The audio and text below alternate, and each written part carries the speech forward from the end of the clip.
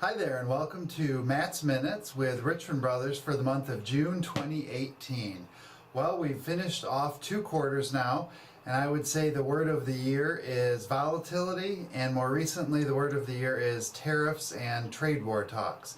When you look at the overall broad markets, just to get a sense of where things are at, markets peaked in January, and at the end of June they were still off. The S&P 500 was still off about 5% from its peak, and the Dow Jones was still off about 8% from its peak. And so we've had some up and down movement, but not a lot of forward movement this year. And yet you ask, well, you guys keep saying the economy is doing well, why isn't the market catching up? So that's where I thought I'd spend a lot of the focus for June Matt's Minutes.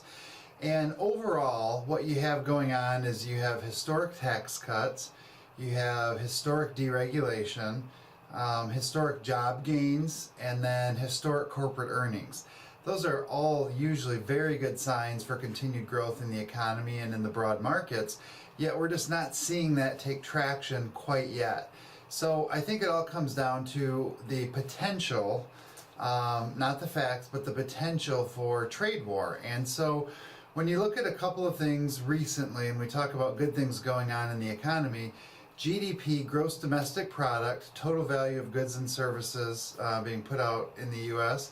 was actually at a phenomenal growth rate in the recent quarter, upwards of 4.8% when you annualize it. Now, over 12 months, it probably compresses down to 2.5% to 3%, but it was a really, really good quarter. And so I mention that because I want to give you an example. There's a lot of noise out there about how will trade wars affect the economy.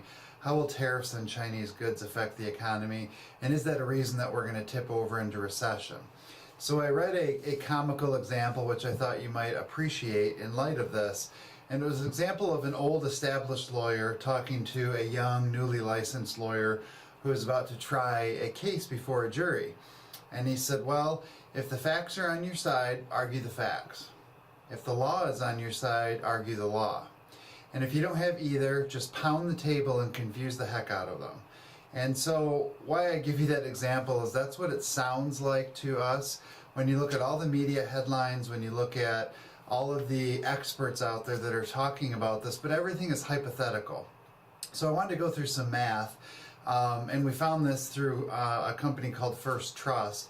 Basically, if an extra 25% tariff on all imports from China, which is kind of arguably what you see a lot in the news, that would cost consumers in the U.S. about $135 billion. Now that's a big number, but assuming there's no change in our spending behavior or spending patterns, what that ultimately equates to is about 0.7% of our GDP, our gross domestic product. So if we had an annualized rate of 3% GDP and 25% tariffs were imposed on all imports from China, that would reduce the GDP by 0.7%, so from 3 down to 2.3.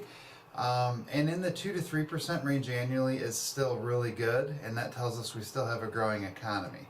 Now, that's just to give you an example of how we might look at this. If we got to the point where we thought the cost of tariffs and trade wars would exceed our GDP, and GDP starts to get down to 1% or 0.5% or 0%, we would certainly start to have a little more concern that we might be tipping over to recession sooner than our current prediction at the very end of 2019 or into the first half of 2020.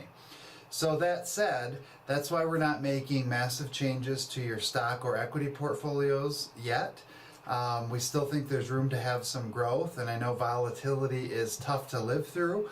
But we just wanted to let you know what's causing some of those decisions and where we're at as we wind down another quarter. So I think the bottom line here is that earnings growth should and seemingly are continuing to outweigh anything about the talks of tariffs.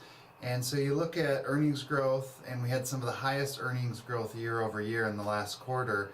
And so we do expect those numbers to continue, and that is really what will ultimately win out as far as the future direction of the stock market. Doesn't mean it happens exactly the way we want on a daily, weekly, monthly, or quarterly basis, but we use that information to guide those decisions. And so with that, if you have any questions, as always, please do not hesitate to reach out to us. questions@richmondbrothers.com, or you can call us at 517-435-4040. And I'd like to close this quarter out with just a message of gratitude. We know you have a choice. We know that when you look at different financial advisors, there's lots of different competition out there. We're very happy and very honored to have the opportunity to work for you and your family and help you manage some or all of your life savings and help guide you through what otherwise might be considered turbulent times. So thank you so much. We're honored to have the opportunity to work for you and hope you all have a wonderful summer.